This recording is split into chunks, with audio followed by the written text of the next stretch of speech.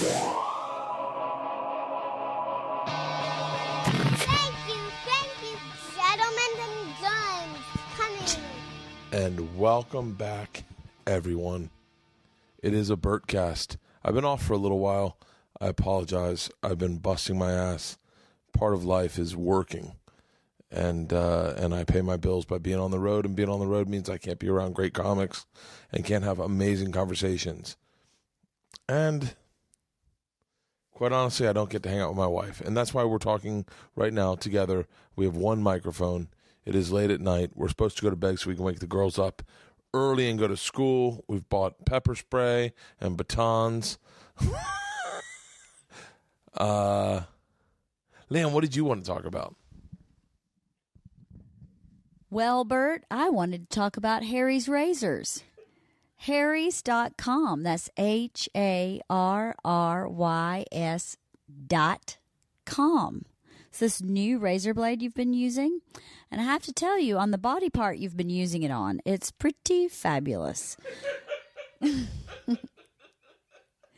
Harry's will ship for free razors and razor blades to your house. I did not expect you to say that. What? I didn't expect you to say that. You didn't? No. Well, I mean, everybody knows you have a beard, but not everybody knows that you still shave. And it's not your chest, and it's not your legs. Keep going. Tell me the information. It's a very special body part. So, Harry's.com has razors and razor blades. They're German-made razor blades.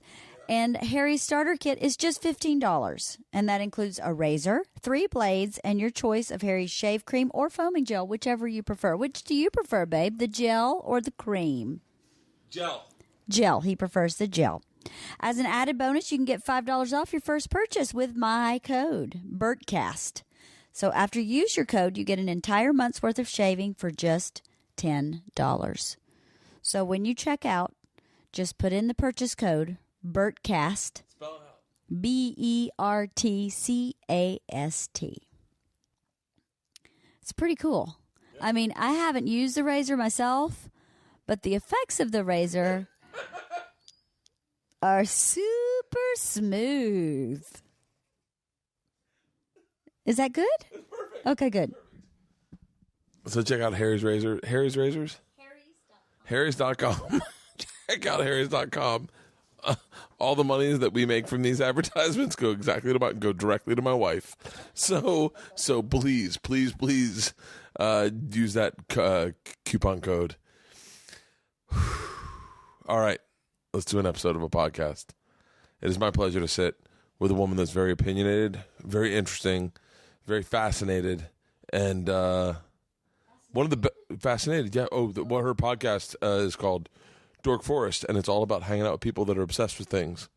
So she sits with people that are obsessed with professional wrestling, with I'd say fishing, like anything that you're obsessed with. She's interested in listening to. Yeah, so she is a very fascinated person and very fascinating. She's been a stand-up comic since 1986. A massive respect to an OG in the game. By the way, that's the first time she's ever been referred to as an OG in the game. Original gangster. Yep. I thought it was like someone that was No, OG. OG. I don't even know if anyone can hear you. All right, ladies and gentlemen, the Bertcast is back. We're hammering them out for the next 5 weeks because I'm doing one every single day this week, and I will be releasing 2 a week because I'm going to start doing a guest on Tuesday and a personal solo one on Thursday or Friday. So, yeah, that's right. Bill Burr's inspiring. He inspires everybody. So today's guest, without further ado, OG in the comedy game, straight out of Milwaukee, Jackie Kashian. This is Bertcast. We're going to spend way too much money. That is beautiful. Isn't that cool? Pretty neat. Yeah. We only had one request, and they came and like, what do you want this room? And I said, I want to be able to sit outside and watch TV. So I thought they put like an outdoor TV or whatever. They just did this. But they just did this, so I could. But then he wanted to sit at his desk. Jackie, grab a seat over there. His neck. I mean, how bad? Priscilla, are you really going to be in this the whole time? Doug Benson told me, he's like, next time you do a podcast, put your camera a lot closer and have it more intimate. And I was like, okay. No. I got a GoPro rolling. Oh, okay. So is this going to be a fully encompassing podcast? Are you going to be on this? Okay. Okay. You're affecting change at a grassroots level. That's what that is. I enjoy. Are you going to take this? Is she going to bother you? Well, but It could be. no, because what she does is if you don't look at her, she'll start growling. Oh, yeah. She's already started facing this way. But you'll see, like, as I talk to you, she'll Yeah. look at me and just go. It's not threatening. It's her way of speaking, It's but like, just hey, going. am I and not? Then Yeah. And then it turns into a game with her. Okay. She's all right. She's fine. Okay. She's facing this way, so she's Okay. not asking for love. She wants to fall asleep. Okay. Enjoy. Okay. Hey, Jackie. Hi. Is you like how we just roll right into this? Yeah, that's fine. That's beautiful. Let's. You haven't been on mine yet, have you? No, I'll probably end up doing yours right now because I'm obsessed with so much shit. Really? I have massive obsessions. What? If no one's ever listened, if you haven't listened to Jackie's podcast, Dork Forest, Dork Forest. It is Rangers of the Dork Forest are That's your team. it. Those are my peeps. Those are my peoples, and they are self-appointed Rangers of the Dork Forest. But it's super fun because they crack me up because my brother started listening to the show, and none of my family has ever listened to anything. They're like, oh, stand-up comedy, I don't enjoy it.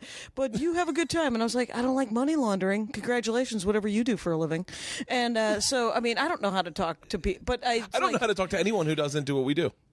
Right. So my brother started listening. I got a call from him yesterday. He said, I have met Sarah Vowell. I don't know why you, like, there was no restraining order. And I was like, you had a giant crush on, and I was like, well, now he's going to listen because I talk about my family a fair amount. Well, that's the crazy thing is I forget how What you're honest I saying. am Yeah. on a podcast. And I've talked about my That's daughter. why there's such a treat for people. Yeah, I think it's like I go to stand up now. People are like, tell that story about Isla having a hard time reading. And I'm like, what? And they heard it on the podcast. Right.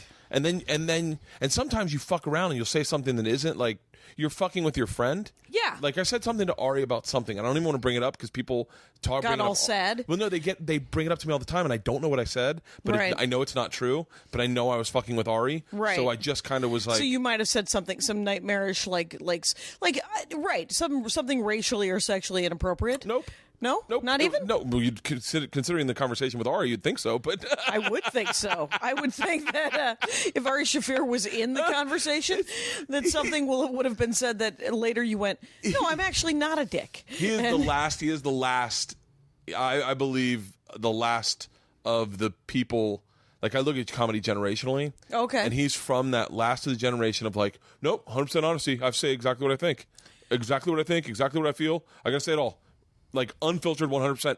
Because I'm not that guy anymore. Maybe I was when I first started. Okay. But I definitely am cognizant of the way my words are perceived. Well, the thing is all of us have no filter when we first start. We're just trying to get a reaction from the audience, right? Yeah. You're just like, oh, I'm going to be talking. Like, I had a fascinating bit when I first started about how, I don't know if you've ever thought of this, it's a great premise. Batman and Robin might have been gay because of that pole and the spandex.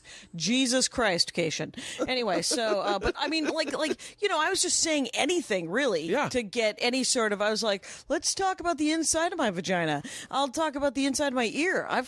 But now that I've been doing it for 1 million years, I have some filter. It's not great, and it's not always, and I tend to say things like, but whatever. But I do want there to be a fucking punchline.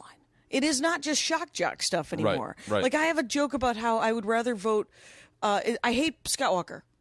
He's the governor of my state, and he's destroying my public school system that I went through and got a pretty good education, and he's destroyed it. Now, and then I say that I would rather vote for Bill Cosby for president than Scott Walker, because Bill Cosby rapes people one at a time, Bert. One at a time. Right? And so that is a joke that I don't write jokes like that. I write the longest fucking stories in the world. Yeah. So I wrote that joke and I'm like, I can do that joke anywhere. And no, you can't. You can't do that joke anywhere because people get sad. People get sad about Bill Cosby. People get sad about rape. And I'm like, well, I'm going to do it anyway because I wrote that joke. Yeah. But so I get what Ari's saying, but I want there to be a punchline. There just has to be. It can't just be no filter. I agree. I used to. I mean, I think some people mistake when you're early on. They mistake young comics mistake aggressiveness and confidence and fearlessness for sense of humor. Right. Like I would take big swinging chances. And you need to. And when I was younger, and I was fearless. I'm not saying I'm fearful now, but I definitely. No, you have a sense of proportion. It isn't fear. You can say.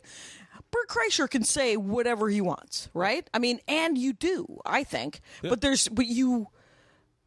has to be a nice. It's got to have a twist. There's got to be to some point to it to some extent. And by the way, and I'll say it on the other side of the fence in that I've had non-aggressive, pointless stories that are just fucking pointless. That I'm sitting there going, like last night I had this bit about scuba diving. I'm trying to talk about anxiety in my stand-up. No, I'm not trying to be like for or against. For, oddly enough, because I believe that when you have an anxiety attack, it is one of the very few times in life where you know exactly what you want and you don't want. And it literally is ice cold and burning hot, and you know where you stand. Yeah, and you're a baby. It's a real. Yeah. It's very primal. It's infantile almost. Yeah. It's like. And so I've been dealing with that because working at Travel Channel, doing the stuff I do, I do have a lot of anxiety attacks. Right. And I'm going to therapy about it, and I'm trying to explore it. Right. And but there's got to be something funny about it. There has to be. You can't just talk about it. Right. And as opposed to working. Plus, the only way you can deal with it as a comic is to find the fucking funny. Right. Because that will make the anxiety. I mean, you have to address it. That's what they say for everybody. But as a comic, you have to address it. And genuinely, I think, in my opinion, make it funny. Well, what we used to do, I say we, but like what we used to do, I believe, when we're younger comics is.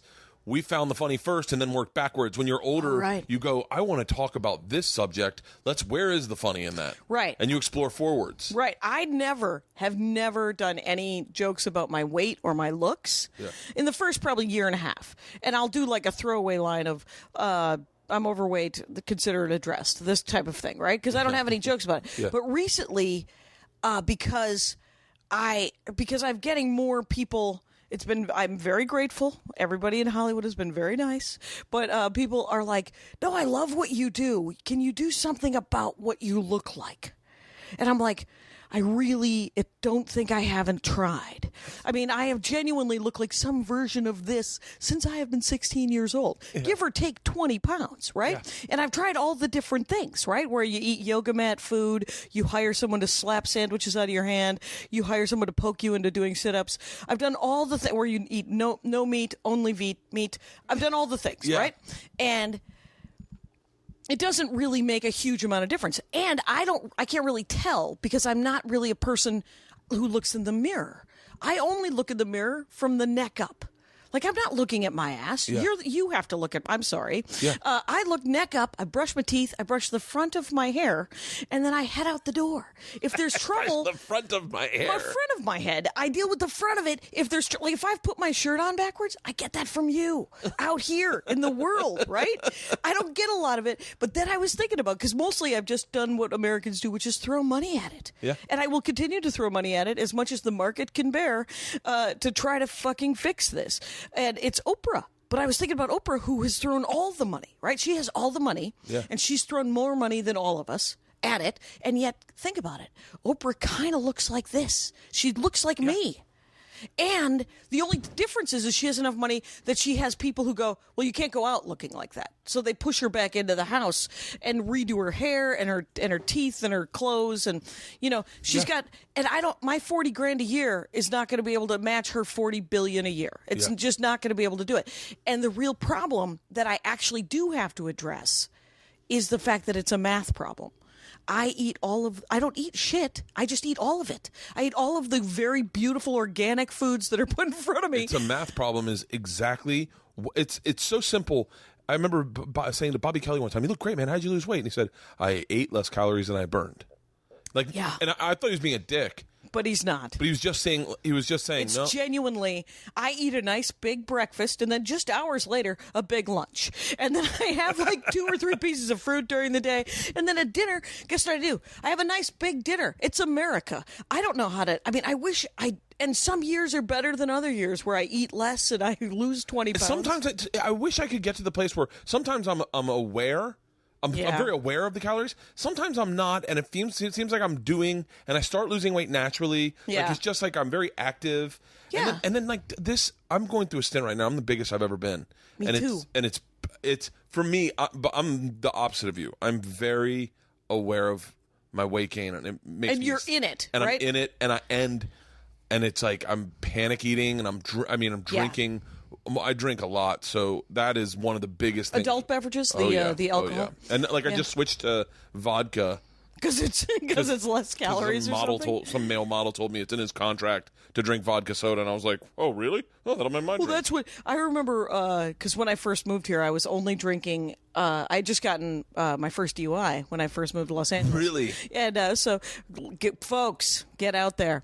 Anyway, but when I got it, I was like, I had switched. I was like, I'm not going to have shots. I'm not going to drink because I drink like.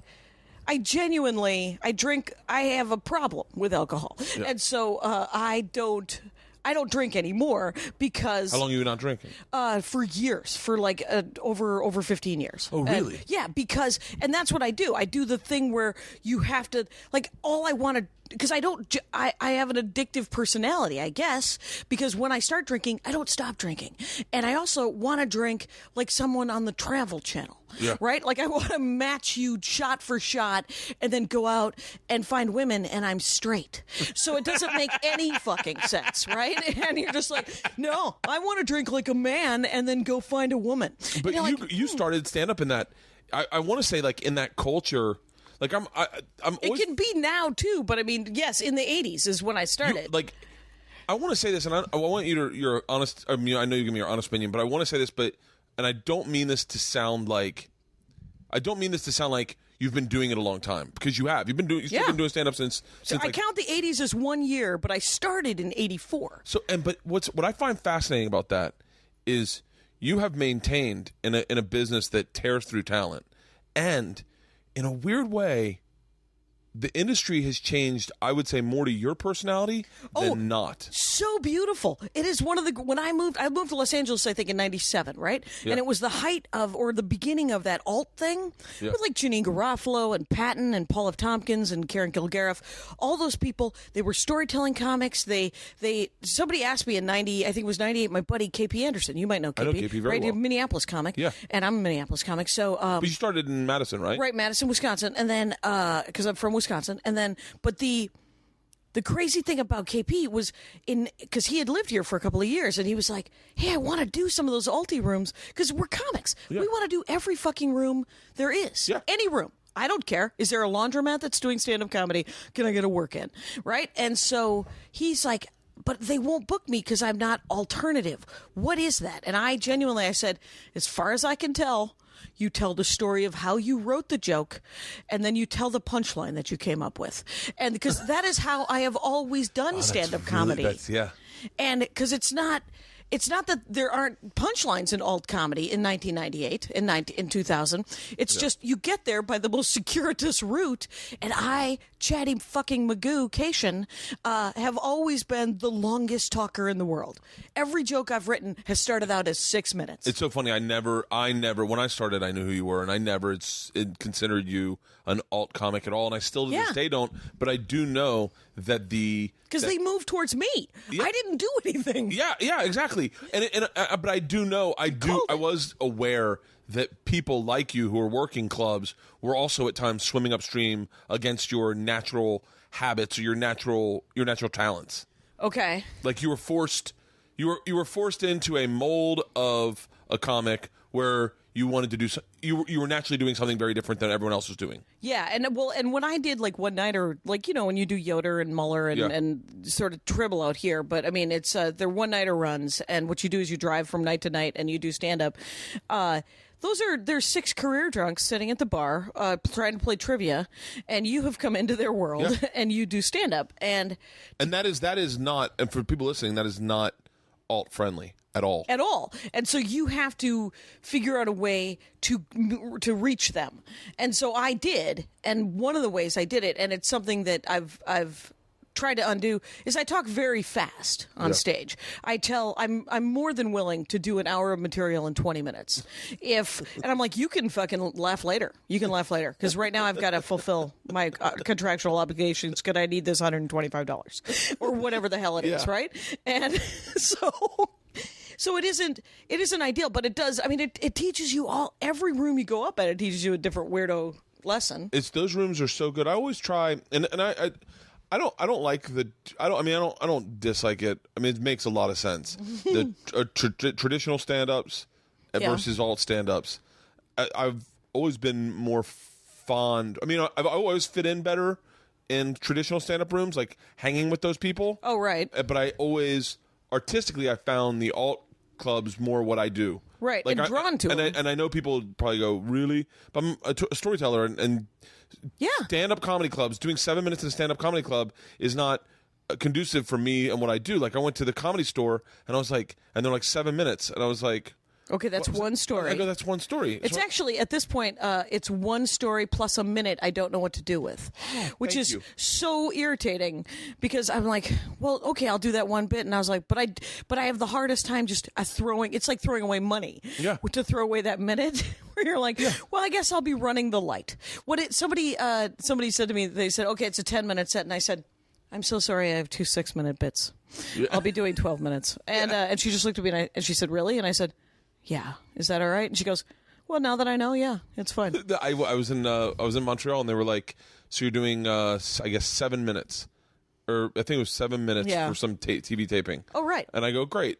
And he goes, so when do you want your light? And I go, there's no giving me the light. When the story's over, I'll finish it. Right, and then you can cut it into whatever chunks you want. He was like, wait, what do you mean? I go, when I'm done with the story, you'll see. I go, thank you. I was like... That is the best, by the way. I did a couple of years ago. I did one of those shows. It was HBO. It was the HBO Canada version of some damn show. That's what I did. Okay, so they were like, "Well, what's your last line?" And so they go, "What's your last line?" And I was like, "I don't know." Judah Friedlander told me to do exactly what you just said, which is "Thank you, good night." Yeah. Because I told them the actual last line of the joke, and they cut off the last punchline.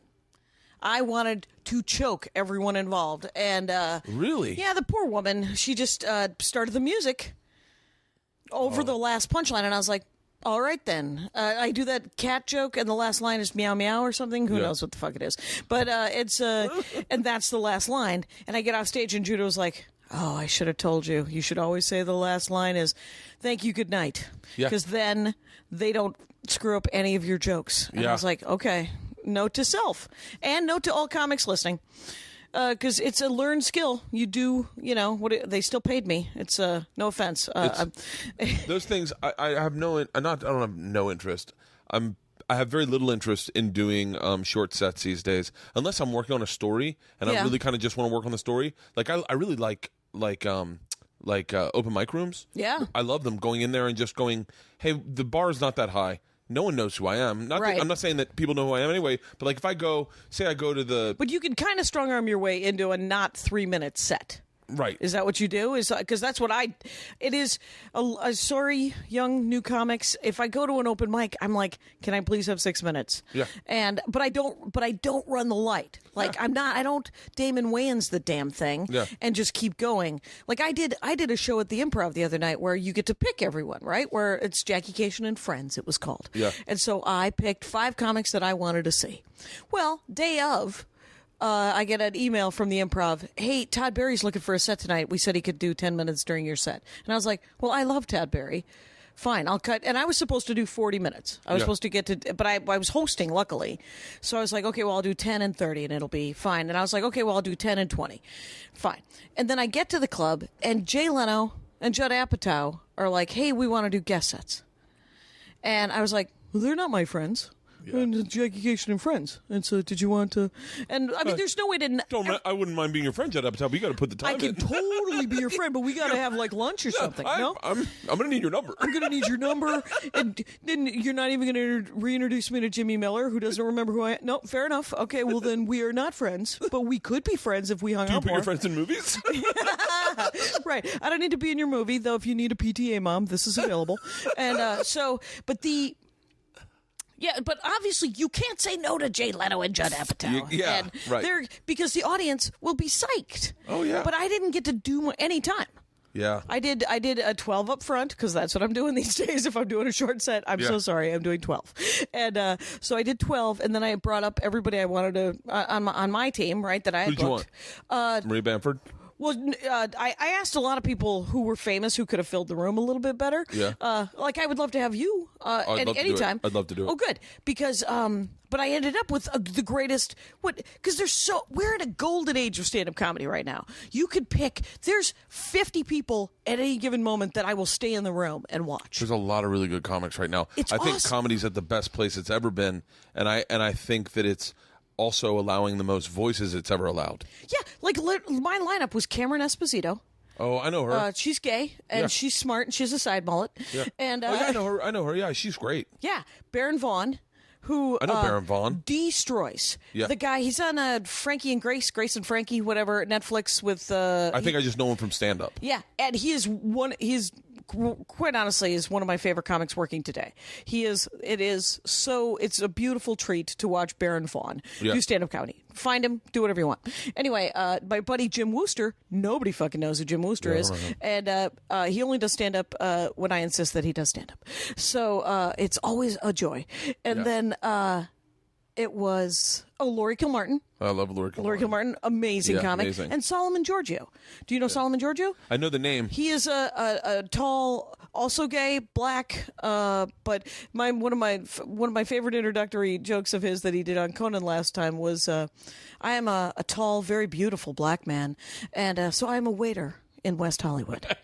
And he talks in this very measured kind of hello. Yeah. And he immigrated with his parents from Ethiopia when he was like 12. Oh, and really? So he has this sort of great attitude. There's just it's so many different voices. There's so many. I had a really good time at Montreal this year watching people. Yeah. Like, I got to be honest with you. Who'd you get to see that was just a treat? There's two different things. There's treats, and then there's people that I don't know what this feeling is. It's inspiration. It's somewhat jealousy at the fact that I'm not working that hard. Like, okay. Sebastian Maniscalco. Oh, right. You know what? I have seen him once, and I can't picture him, but I remember his name. Wait, Italian, right? Italian. I saw his long set at Punchline. God damn and it was, talk about a goddamn treat. That guy was amazing. He told a story. He told a story that had no real, like, it wasn't like Ari and I ended up the next day talking about good stories and what you need for a good story, and like kind of obsessing about it a little bit. And his story was okay, but it destroyed, and it had me dying laughing because he's fucking worked the muscle that he knows how to be funny. He knows subtlety. He plays it like a violin, like man. a god, like a the a prodigy. Dude's a virtuoso. Yeah, and I watched him, and I was like, oh my god. Because you look at him, when I looked at him, I was like, oh, that guy's a little broy. And then I watched him do an hour. And in the course of that hour, one of the things that was the most beautiful thing in the world for me was how much he clearly, like, loved his wife. Oh, yeah. And how OCD and sort of twitchy he is. I mean, that's what many of his stories are about. He's very OCD in real life. And it was the revelation. I mean, that's what I want to see. Like, Jay Leno the other night did a story about being kind of an old guy, and he said, you hit on women, or you flirt with women, and then he told a story about how Jay Leno flirts with women, and it is one of the sweetest things. Like, you'd never have any idea what the hell Jay Leno's like from his stand-up, because he's very jokey, right? Yeah. It's very like This is how Jay Leno hits on women. This is Jay Leno's idea of flirting. He's driving his gajillion-dollar car. He sees a pretty woman at a car next to him, and he smiles at her, and she smiles back, and he's like, that can make my day, you guys. And I was like, wow, that is the nicest cat call ever. Yeah. And he's like, like, I'll see a pretty woman, and I'm like, hello. And she'll say hello back, and I'm like, she said hi to me. Yeah. And you're like, oh my God, you're awesome. Yeah. It made me like Jay Leno like I haven't since 1990. I'm always impressed. I'm always impressed when a guy like that, like I said, this is probably now, it has to be at least 11 years ago, 10 years ago, when Dice wasn't working. I think he's working. He wasn't working his angle? He wasn't working. He was just working. All I know is that, and I don't want to speak of Dice or about his career. I don't know anything about his career. I mean, I know that I was a fan when we were younger, and he blew up, and then he went through some hard times, I think, but maybe not. Maybe he just was working the road. But he wasn't working Madison Square Garden at this time.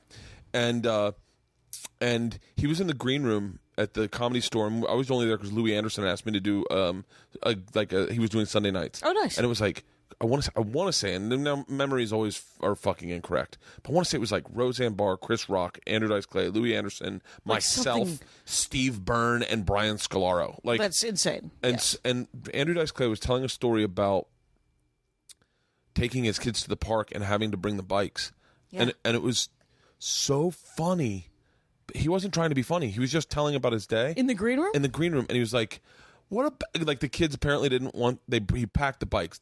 I got the fucking bikes. The thing's hitting me in the shin. I gotta get them in the truck. Bikes don't go. Like, he's complaining about putting bikes in the truck, but it's Andrew Dice Clay complaining about it. And then he's getting this thing where the kids aren't even riding the bikes, and he goes, "I'm sitting by the car going, hey, what about the bikes?" Like, and you're like, why would you do that on stage every time you got on stage? He went on stage. He was like, tick tock, and everyone goes nuts, and they go nuts. But you're like, but that was a beautiful story. Please tell that story again. It was an insight about you that I am blessed to have shared, that you should share with everybody. Everyone wants to hear that story, Dice. Yeah. Please tell the story about where you're a human being, because that's my favorite kind of comedy. I mean, you look at like Kyle Kinane and anybody where you're like, even no, we won't be saying whatever came after whatever name came after even. What were you gonna say? I was like, even Mike Birbiglia, which feels like a dicky thing to say. It feels like it, but I see what you're saying. But because Birbiglia, I always think of he doesn't know this. He's my arch enemy because I have really because I feel like he not really, but I mean I feel I love his career because he's like this darling of the NPR set, and I was like, oh, they would love me if they knew me. Like, if Ira Glass liked me, if Nathan Lane wanted to, I don't know, maybe touch me, I might I'm such a dick. But no. But I think that it's like, I think that they would, and you get what you get in this business, right? And I feel so grateful and blessed to get to do it for a living. Yeah. That I do have to work on it. I mean, I think we all have to work on not being bitter or angry. It's tough. Or jealous or any of that. It's tough not to go like. I'll tell you my honest feeling was like, I hate that I look the way I look because I can't work at UCB, and I think I do very well in that room. And you would do it, and the thing is you look like half of the guys who work UCB. No, but you come from a different. I come from a different background. You come from there's a lateral move that would be hard because people would be like, "Oh, it's that guy." Yeah. And you're like, fuck you. Yeah. It turns out I'd talk out of my joke hole and tell jokes, and you would enjoy them. There's a lot of clubs I'd like to work because I'd like to work differently than I normally would work. Like, but just like to fuck around and have a good time. But I look like a homophobic. You look a little. You come from sort of the bro-y side of stand-up. I have a friend who I will not mention. Oh, fair enough. I mentioned Mike Birbiglia. Okay. Right. Her name's Anahid. Okay. And is she Armenian? I think she's half. Yeah. No, I think she's half Iranian, half Christian. I think. I'm not sure. Yeah, that's Armenian. Anyway, go ahead. It's all good. I'm Armenian. So she said we were trying to put this project together. Yeah. And she said, it's like she called me a bro comic, and I was never heard that before. She's like, yeah, there's a lot of bro comics that I was listening to, and she is not like, she is, I mean, probably uber. I don't want to. I'll tell you off air more. Yeah. But like, she is like hardcore feminist, liberal, like, and NPR type person. And I heard bro comic, and I went, that's really interesting. And I was like, I think the bro comic thing gets such a bad rap, but you know what it is that bro comics always fit in at the Funny Bones and the Improvs with the bro managers and the bro wait staff, right? And you play video games that the bro grammars made, and it's like that. But there's bro comics, and then there's like slow clap jock bro comics, right? Like what's that? The slow clap jock guys are like, no, I want to. It's like Hardwick, It's like Chris Hardwick or Jay Moore or guys who are like, no, I'm a nerd. I'm a giant nerd. You guys don't get this. And they want to hang out with nerds, but they are also like sort of assholes kind of like them. But also they're like, but I'm not an asshole. So it's not my fault that assholes like me. Can I please perform to people that aren't assholes? And I'm not saying that. No. Yeah, I know. But there's different kinds of comedy fans, and the horrible comedy fans at UCB are sort of these sort of kickbacky kind of like hipstery kind of guys who are like, yeah, don't do a joke that I think you wrote. And did you work on that? And you're like, yeah, I worked on it. It turns out that's what I do for a living. I write jokes. I am a monkey for your entertainment. Like Geraldo said. And said that. Yeah, well, and don't make me. There's a fair amount in what is left of the alty comedy scene where you have to appear like you're not trying. Yeah. But you're like, did you ever see The Fantastic Mr. Fox? Yeah. One of the greatest movies in the world. Yeah. But he nailed it. It's Wes Anderson, right? Yeah. So I sat through that movie thoroughly enjoying it, and it is a beautiful movie, but it has that laid back sort of like, no, me and my friends just got together on a weekend. My friends Meryl Streep and George Clooney, and then we did stop action video. Yeah. We just threw it together. And you're like, no, you didn't. This took 3 years of just head down nerds working their asses off, and it is gorgeous and beautiful, and you should be proud of it. And he is proud of it, but nobody has nailed that laid back like, no, I just made a diamond out of nothing, more than Wes Anderson. And it's something that I don't know how to define it except for by that very long story. We'll see you guys. See you guys later. It's been great talking to you. Anyway, so but no, I know what you mean. I like, there are comics that you feel like they are putting it together. Like Stanhope, someone. Every time I watch Stanhope, I feel like he's just putting it together as he comes up with it, and then he's very adamant about going, no. That's the way I present the material. I'm working on this shit. Right. Yeah. If there's, it's like whenever somebody says, they're like, well, they wonder about people's work ethic because they make it look so easy. Oh, people think you're the biggest slacker in the world. Yeah, and I go, no. I literally stayed up all night last night. Like, I woke up at 3, thinking about this joke, this scuba diving thing, and I was like, I'm not putting the work in this. And then I was like, what is scuba diving technically? And I started trying to break it down. And then and I started like trying to describe everything, like go back. That's one of the things that really good comics do is they take the little detail and just fucking blow it up. And I was like, okay, let me fucking work. And so I was up all night working on this joke in my head. I mean, that's the way my process. And then I do that, and then I take it on stage and I work on it there. Yeah. But yeah, that's but it's, people say it about Bamford. Maria's one of my best friends and has been for 25 years. See, okay, the way you feel about Ira Glass, I always feel about Maria Bamford. Oh, is that you want her to like her you more? I mean, there's a bunch of people that I just never really clicked in that scene, but like I really enjoy watching her. Yeah, for my money, she's the best working comic today. Like I listened, like nobody comes up with topics that she does. Nobody, and people they're like, well, I want to, there's this attitude of like, well, she's kind of flaky, and you're like, I don't think you understand how much work goes into what the fuck she's doing. Well, she's very honest. I loved the podcast you guys did where you guys ate at Hugo's.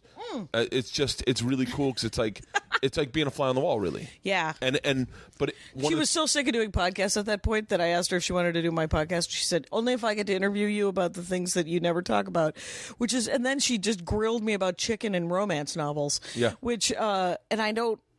and it's funny, I do a bit about romance novels now because that episode of the Dork Forest is probably 4 years old, and so right after that I started working on that bit, and that bit turned into like a signature bit, but I never would have admitted. Because nobody wants to hear that people read romance novels, but now I see because I do that bit that fans send me articles. They're like, "Oh, people are lauding romance novels now," and I was like, "Well, they shouldn't be lauding them." That's the coolest thing about podcasting is that you put out there what you like, and that's what I love about yours. You put out there what you like or what you're obsessed about, and then people send you, "Oh, did you know about this?" And you didn't. I didn't. And I so love great. it. And then I forward it to whoever. Like they're like, "Oh, did you love that vice presidential?" Like there was a guy that was just on who talked about a bunch of vice presidents. He's a vice presidential nerd, and you're like, well, first of all, that's hilarious. Yeah. Second of all, that's fascinating because he had these weird stories like about McKinley's first vice president, the guy before Teddy Roosevelt, and you're like, what guy? And yeah. and wait, is that the guy that died? Yeah. And then Teddy Roosevelt had to take his place? Yep. Yeah. Oh, yeah. Don't get me on Teddy Roosevelt. I'm obsessed with that motherfucker. Oh, that guy! What a psychopath! I was psyched that what a psychopath. He people don't understand. This guy went down. He had his horses taken from New York all the way down to Cuba so he could fight in the was it the Spanish American War? The Spanish American War that and he had Brooks Brothers orchestrated. Brooks Brothers made him suits, and but meanwhile there are real soldiers in this war, and he shows up out of a catalog. Yes, and then parades himself around, but like. I'm J. Crew guy. Yeah. I went through an obsession with him. I go through these obsessions and what I do is I listen to stuff while I sleep. Oh, okay. Right now my obsessions. How does your wife? Does she? I'm on the road. I'm on the road. Oh, fair enough. 35 days a month. Oh, probably. fair enough. I mean, I'm on the road ridiculous. Yeah. So I listen. Right now my obsession is David Foster Wallace. And so I'm listening to every interview that he's ever done, and I'm listening to... Oh, that's interesting. I'm listening to Infinite Jest. I had a David Foster Wallace dork on Josh Gondelman. You know Josh Gondelman? No. He writes for the John Oliver show. Oh, really? A stand-up comic, New York guy. Really funny guy. And he loved... David Foster Wallace, and the thing is I was like, oh, the Hunter S. Thompson of your generation, I get it, and so because I didn't know who he was, and I called him George Wallace twice during the podcast. My wife called him George Wallace. They go very different Wallace. Right. Also entertaining. Yeah. Different person. I'm going through that obsession right now. I'm going through. My dogs are obsessed with fucking Garbagemen. Right, they're like you guys dealing with the detritus of humanity. I can't handle it, and I can't handle the truth. Mona, is that the dog's name? That's Mona. Hey, Mona. Monita. Mona. Hey, buddy. Mona was brought up in the barrio, and she was a rescue from the barrio, so she had a fear of Mexican men. Oh. So anytime she saw a Mexican guy, she'd lose her fucking shit, which is semi-problematic in a city where there's a lot of Mexican men. Where everyone is. You know what's funny is my in-laws are from a little town up in the Central Valley of California. Oh, yeah? Just a crazy... It's I don't know if you ever saw a can of olives. Lindsay Olives. Yeah. They live in Lindsay, California. I know, but I know where all those olive trees are. I know what you're talking about. Yeah, it's just olives and oranges and meth, and it's sweet. And my in-laws, and they my husband has lesbian moms, and they've been together for almost 40 years. Really? And, yeah. So they were lesbian moms before lesbian moms were cool, you guys.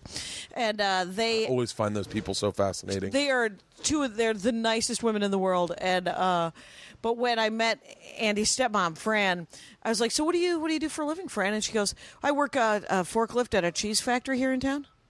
And I could not stop laughing, and I said, "Say it again, Fran." And she's like, "Why is that funny?" And I said, "It's a little stereotypical, Fran. You work a forklift at a cheese factory?"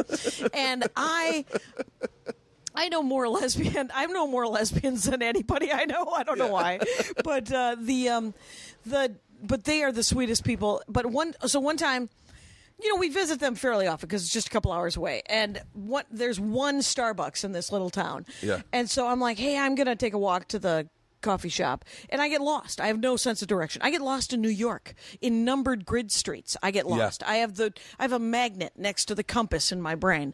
So I get lost, and all of a sudden I'm in just this apartment kind of area. It might be the projects. It might be whatever it is. It doesn't matter. It's Lindsay. I'm not naked running with money taped to my ass, and and I'm not an attitude person, so nobody's going to give me any shit, except for I got chased by a pack of tiny wild feral dogs. Oh. Little fucking chihuahuas and mutt chihuahuas who were biting at me, and these two women were sitting on their porch where I'm just like, I'm about to have words with tiny dogs. I'm about to kick a fucking dog, and then there's going to be witnesses, and I'm going to feel like a jerk. But I cannot be bit by dogs. I cannot. It is not something I wish to happen in my life. That was Mona. Mona was one of those wild feral dogs. Yeah, and so I say to the two women, I was like, "Can you call these dogs off?" And they laugh and they go, "They're not our dogs." And I was like, "Yeah, but you know these fucking dogs. Yeah, you can call these dogs off." And they're like, "Yeah, we can call those dogs off." And I'll tell you. Can I tell you? Tell me what. Okay, tell me if what I'm saying is I don't know if it's like, I don't know. Maybe it's sexist, but like, I believe. Let me start off with not saying I believe. Okay. Because this is one of my arguments I have with my wife. Okay. I think sometimes, not all the times, whatever. I don't even know how to talk these days. I used to be able to just say shit, and now I'm so cognizant of the fact that people's feelings are attached to these. And they're listening. Well, look at you with empathy. Good for you. You're doing what you can. I'm one of the more empathetic people these days, but that's through therapy, right? Honestly. Oh, good. And my wife. But like, let me just put it this way. My wife has no etiquette with dogs, meaning like, if she's walking our dog and our dog wants to go over and sniff in your daughter's in carriage, crotchal area, no carriage, like your daughter's in a baby in a stroller, my wife will let the dog go over, and I go, no, that's not how dogs work. No, and that's not how I'm so sorry. Dogs are dogs, and people are people. Yeah, and you are a dog owner. Yeah, I am so sorry. The emancipation of dogs is not yet complete. You have to control and curb your dog. Thank you. But I feel like what I notice, and I love dogs. What I notice is that women are more apt to just be let like, their dogs just be like, no, he's okay, as opposed to men. But I think I think this is my theory. This is why I whittled it down. If I had those social blinders on where I just let my dog walk over and smell you, the dad then may get upset with me, and there might be an altercation. Right. Like if my dog does something, there will then be an altercation, whereas women don't have that fear of an immediate altercation. That's a good theory. This is my favorite thing about comics. You ask for any opinion. I don't have any information on this, but I will have an opinion, my friend. Oh, yeah. Let's do it. My opinion is that this is sweeping, but I think that this is all sweeping. It's all very and I sweeping. started it. Right. So my theory is that men are more conscious of how they are viewed as sort of not predators, but predators, right? Yeah. They're more, there's an aggressive testosterone thing that they are raised with where you're like, men just by their nature are considered more threatening. So when you are walking your dog, you are aware that the threat that you are as a man and that your dog might be as a dog. Yeah. When a woman is walking a dog, she might not be aware that she and her dog are a threat. Okay, that sounds fair. That is my theory without thinking it through. Anybody got anything? Iran? No. Anybody? Do you remember the hashtag Yes All Women? Yes. All women. By the way, I'm talking about my one friend a lot this podcast. Yeah. But we were talking about that. I never realized that. By the way, and I regret every man who fought that and said, well, yeah, but all men. Well, that's not the fucking point of this. It is not the point. The point was just simply to open these shades so that you could see just how sometimes people feel. That's it. Not to say that yes, all men are aggressive animals. What Yes All Women does and Black Lives Matter, it is a water that fish live in that you do not live in. Right? That is a very accurate way of putting it. It is the pond that you are also in that pond, but you are a different kind of fish. Yeah. So Jackie Kashian, am not Helen of Troy, right? I do not inspire. Well. I'm hot, you guys. I'm a wildcat in the sack. That's actually not true. I am hardworking and earnest in the sack. Makes up for a lot. So, but the thing is you show up with a pale lunch. I show up with a pale lunch. Yay, I'll be here until 5. So, but I have been sexually attacked, sexually. I've been date raped. I've had all the horrible things that have happened to me. Yeah. And I live a little defensively, but I don't live in fear. I wrote, when Yes, All Women came out, I wrote a blog. I will repost it, you guys, because I am fascinating. But here's my revelation, and the exact same thing, because you don't know the weird shit that I go through and the weird defensiveness that I live through. I have always been a liberal white lady. Yeah. So I have always been sympathetic to the black experience. Yeah. Now, here, because of cell phones and because of the videos that come out every fucking week now, it is surprising to me that black people talk about anything else but their experience. But they don't, because that is the water in which they live in. You can't talk about I can't talk about sexism every fucking moment of the day because I have a life to lead. I need to eat a sandwich. I got to go. See, I don't have to talk about any of that. Right, because as a white guy, you don't have to deal with those things. I don't deal with any of it. Right, you have other issues. It doesn't mean that anyone's handing you 20s underneath the table. No, by the way, I'm not trying to glance over the difficulties that life is for everyone, but like, I deal with whatever stuff I deal with, you got to deal with also. Right. And then you got to deal with that other shit too. Right, there's another layer. And it's the fact that, and I was talking to some comics the other day. I was Augie Smith and Andy Wood. You know those guys? Yeah. Whatever. But we're having lunch, and I was like, it's weird that. Oh, I lost it. Shit. The train of thought. I have two brain cells. You're talking to Augie Smith and Andy Wood? Yeah, I'm talking to those guys about how it's weird about sexism and about a community. How we are humans, and there is a black community. Right? Uh-huh. Now, the black community is an artificial construct. But it's a construct made for the protection of black people. But if you think about people as people, what if you're black and you're like, but that guy's a jerk. I don't like him, but I have to be kind of supportive of him because he's another black guy. And you're like, that is a whole other level of having to hang out with people. That it's like comics. Yeah. Like some comics, I don't like them. You've been very vocal about that. Oh, I know. I like it though. I like it though. I like it's like people. Because for the most part, I do like people. Yeah. And I make sure to tell comics if I like their new stuff and I like whatever comics. Yeah. But there's some comics that they just wear me out, and I just think of as work friends, and I can't. Yeah. But they do get to say whatever they want to say. Yeah. And I will defend that right.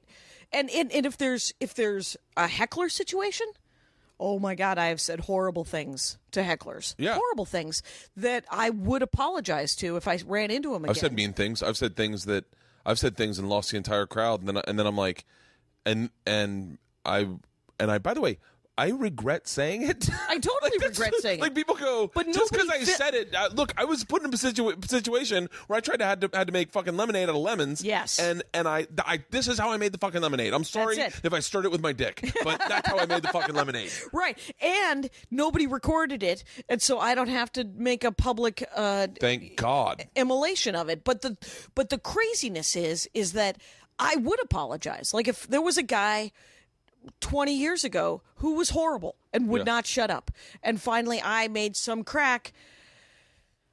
It was a terrible thing. I said a terrible thing to the man about his infant child, and you may imagine what horrible thing I said. And he was like, "Hey, that's gone too far." And I said, "Yes, it is. Will you please shut up?"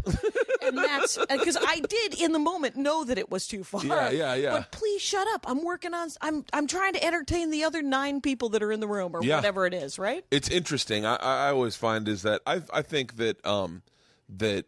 In those situations, I always side with the comic, and I go, listen, you don't know what it's like to be there. 100%. I said, actually, that's not true. Like sometimes if it's done, there are times when you're like, well, you didn't have to name the person.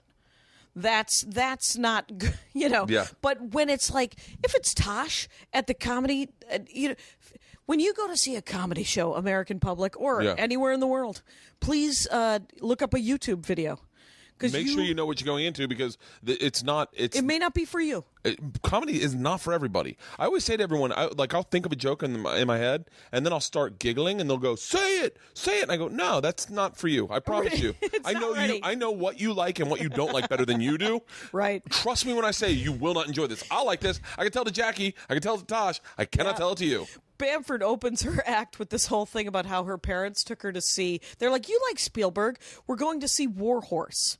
And she's like, War Horse, as far as I could tell at the end of it, was a documentary about how to kill a horse. And she said, now what I would like to say to you is that I, Maria Bamford, might be your war horse. I am not for everybody. And if it is so, take a leaflet out of Martin Luther King, out of Gandhi, and march. Go to the bar. But what's wrong with the people? What's wrong with the people that become obstinate and arrogant that they don't like you? Almost as if like, and I'll use Maria as an example. Yeah. Almost as if they believe that Maria doesn't want them to like her.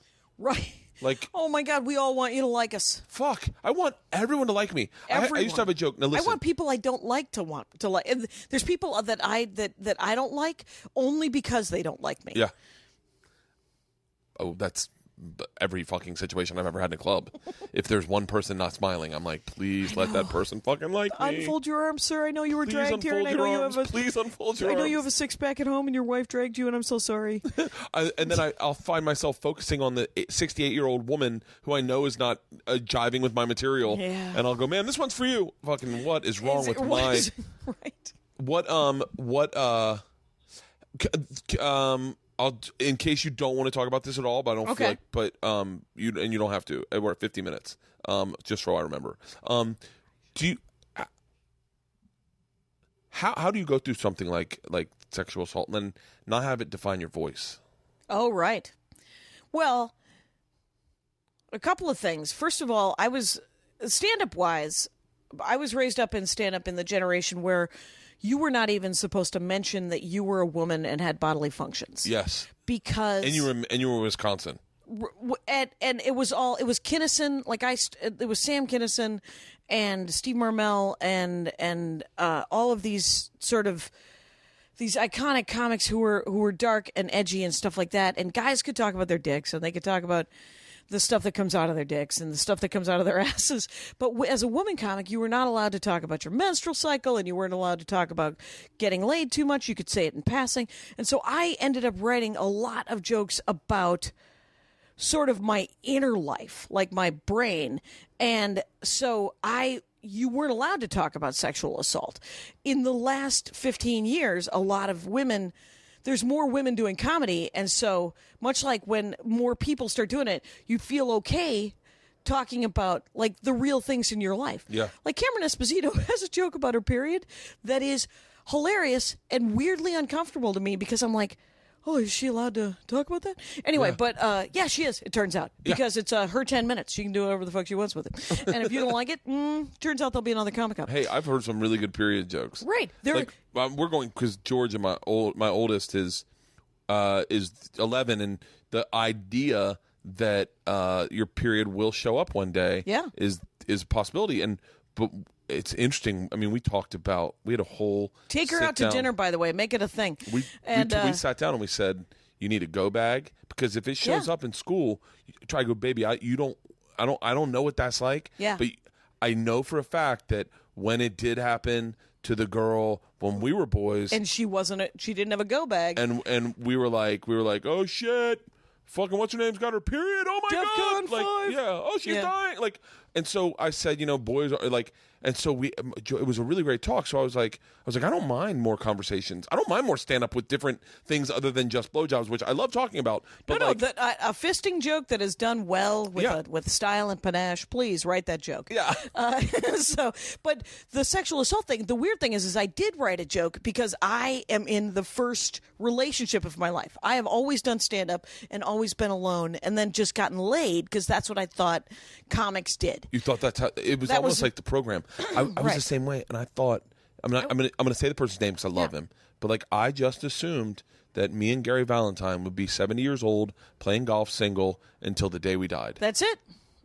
And you're single. And then most of the comics I met on the road, the first 10 years I was on the road, they cheated on their wives. Yeah. I remember the first guy I met who didn't cheat on his wife.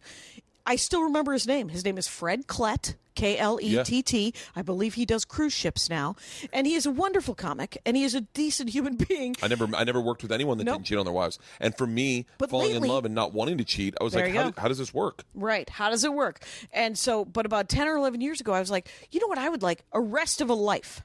And so and online dating was invented, so it was an amazing thing. But so I am in this relationship for the first time in my life, and so I do a bit about how not every sexual experience I have had has been a positive sexual experience. And so sometimes when you have a lot of sex with the same person, which I have never done before, me and my husband, we're constantly going at it. It's awesome. Yeah. Anyway, it's the time of my life, you guys. So, but sometimes he will poke me in a way that will remind me of a negative experience. And then I do a story about how then I'm crying and then he's screwing someone who's crying. And when you're having sex with someone who's crying, as a woman, you just have a couple of choices. You can lie there stoically, silent tears coursing down your face, and he may or may not notice, but he ruts like it's a Dickens novel. Or you can talk to him like a person, or you can do both, quite honestly, which is what I did. Yeah. I was like, no, let him finish. I love him. And, let him finish. Let him finish. And then we'll have the conversation. And so then we have the conversation. And it's the funny angle to it is the fact that my husband is a video game designer, a board game designer. Is he really? A card game designer. Everything is a game. Everything is a game mechanic. Everything can be fixed in life, including jury duty and urban planning with game mechanics. So he is hilarious in that. So I tell him, I'm like, well, that was a sad thing. And we're going to need, I just going to need a minute to regroup. Yeah. And he's like, yeah, or we could fix it with game mechanics. We could LARP it out. And I'm like, what is happening? And so to LARP is to live action. Oh, no, I've LARPed. You've LARPed? Of course. What'd you LARP? We did Zombie Apocalypse. Oh, very funny. It was one of the funnest things I've ever fucking done in my entire life. It didn't make for great TV, but it was one of the coolest things I've ever done. And I got lost in it, and I thought... Because it's like playing Army when you're a kid. And I thought, I go, it's so funny that LARPing was the impetus of mockery. Yes. A LARPer. He's a LARPer. But mock him. And yet, if you do it and you even if you don't commit, you have I have done Starship Valkyrie is a sort of a Star Trek-y one that they run every month. Really? That you can just do. You sign right up. I think it's $25, you guys, and then they give you a character. You can make your own character. You can do whatever you want, and you go out into space and you fight bad guys. It's so fucking Andy fun. ran a LARP at our house based on the TV show Deadwood, and don't tell my wife about this. Well, and I had to move. Two of his friends played Civil War veterans who now had a bar in Deadwood, and they were in our backyard because it was 30 people, right? Yeah. And it takes all day. It's essentially, if you don't know what LARPing is, it's a costume party with game mechanics. So there's beer and there's food and it's actually pretty intricate and it's very fun because you do get lost in character. Yeah, and you can do boffin LARPing, which is where you fight with swords. Yep. But my husband does theater LARPing, which is where there's a storytelling element. Oh, that would be really fun. Yeah, and so, but I had to move his two buddies from where we grill because they were in character saying horrible things. And I was like, guess where the saloon just got moved to? Into the garage, you guys. And so that's where that got moved. Character. Yeah, so there's a whorehouse and there's a whore with a heart of gold. And then there's those two guys, and then there's I don't know if you remember in the TV show there was a black veteran who referred to himself as the N General. Yeah. And so, but whatever it was, but it was super fun. And then he's done 3 different Sandman LARPs based on the Neil Gaiman series Sandman. Yeah. And that was the first one I ever went to. Maria and I did that one. And for that one, there were 70 people, and people wrote 1-act plays of the death of each of the Endless. And it was the greatest thing. And Maria and I played extras. Wait, what's the Sandman? I don't know what the Sandman is a comic book, is a graphic novel written by Neil Gaiman, and and the Sandman is the dream guy, right? He's the sleep god. And the Endless there's 7 of them. 9? 7. I think it's 7. And it is a great comic book. If you get a chance, read Sandman. Though purists will say you have to start at the beginning, I say you can start at the 4th graphic novel, you guys. Really? Because it's 75. That and Lucifer are some of the greatest stuff. I have a hard time with comic books. I didn't know I was dyslexic. Okay. It's hard. Just I have a hard time reading. I've always had a hard time reading. I don't enjoy Books reading. on tape. Books on tape. But comic books are really tough for me because especially, and I don't know if this is all dyslexics, but it's me and my daughter.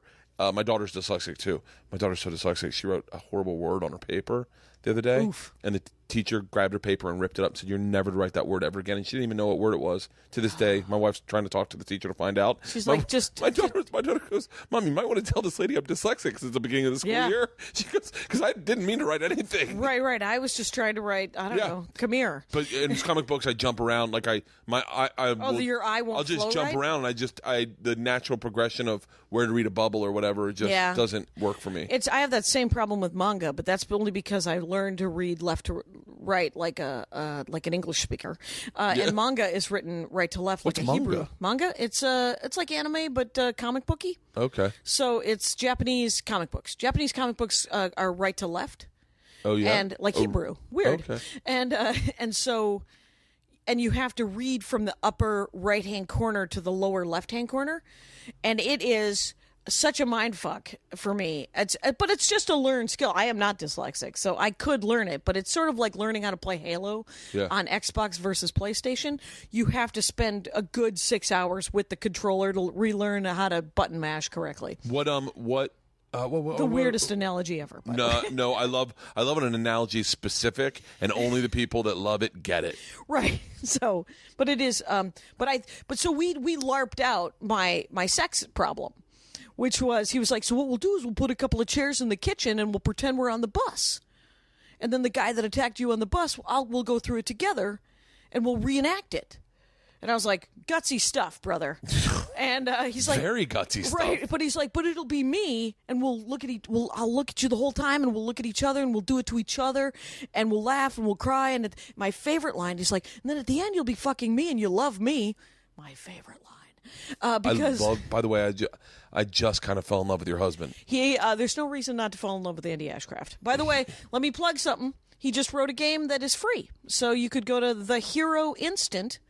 And The Hero Instant is an RPG. It's like D&D but superheroes. D&D with superheroes? Yeah. I could never get into D&D when I was a kid, but I wanted to so bad. I bought all the stuff. It's but I fiddly. Did you read the books? You couldn't because you were dyslexic. David Germain was into it, and we'd go over to his house, and I had all the stuff, but I love the fantasy. I love getting lost in fantasy, but I didn't really learn how to. I mean, this is gonna sound really bad. I could always read, but I didn't really learn how to read until my freshman year of high school. Meaning, like, I found a trick. Yeah. And it was for I took a speed reading class. Okay. So I was a really slow reader, and my reading comprehension was like 0. Yeah. And the speed reading class taught me. They were like, you know what? Just let your eyes just glance jump around and grab a word and piece together whatever they're trying to say. And so now when I read, I'll just grab words and I get the gist of it. And I go, okay,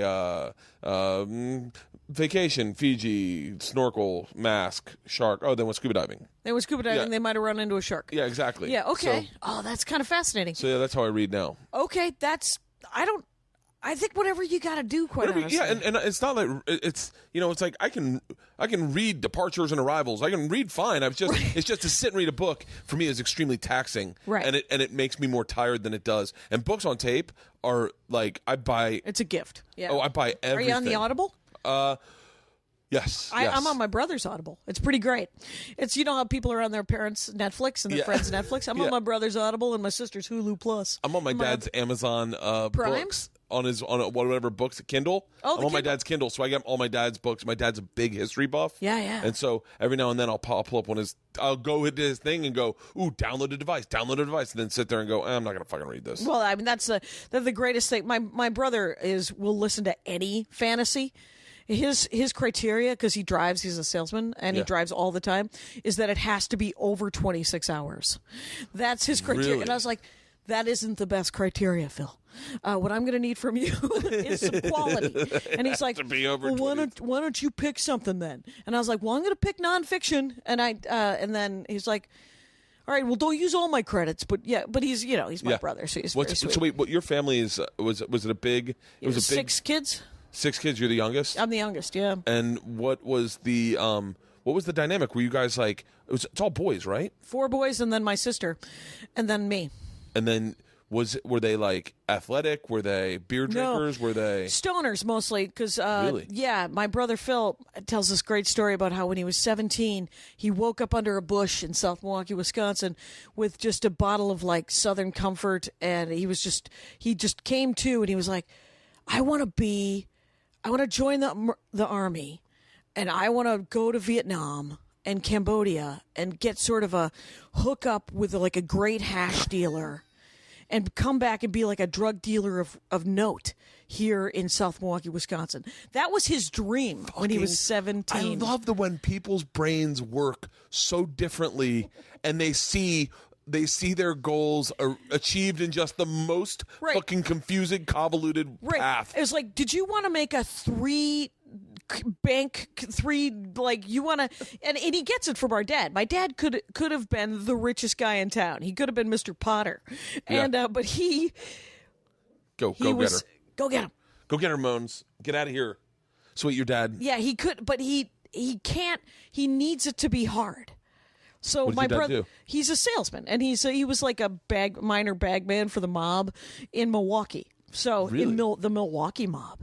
So it wasn't a Corleone Soprano kind of moment. It was more of a Frank Pulaski kind of moment. And the mob in Milwaukee is not.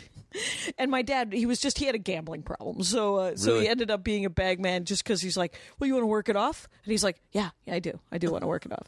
And, Did you know that as a kid? One time he had $1,000 in his pocket, and he let me hold it and count it. Really? And greatest dad in the world sometimes, my pop, and other times not great. So my brothers are torn to this whole. But my brother Russ, he has said it before. He said, "You know what I do with Dad?" Because he hangs out with our dad a lot. He's like, "What I do is Dad tells me how he would do something." And then he tells me, and then he goes and does it differently because it's too easy that way. And I do it the way he told me to do. And then I make $100,000. And then Dad has $7,000.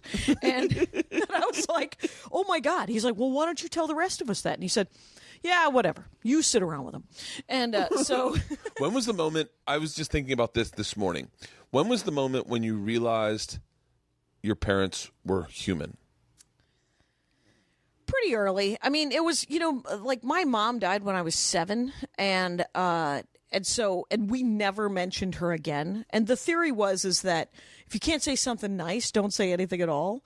And she died. It was her and her boyfriend flipped off. Your parents were split up? They were separated. And I recorded the Dork Forest with my dad, by the way, that I have never aired because I was so mad at him.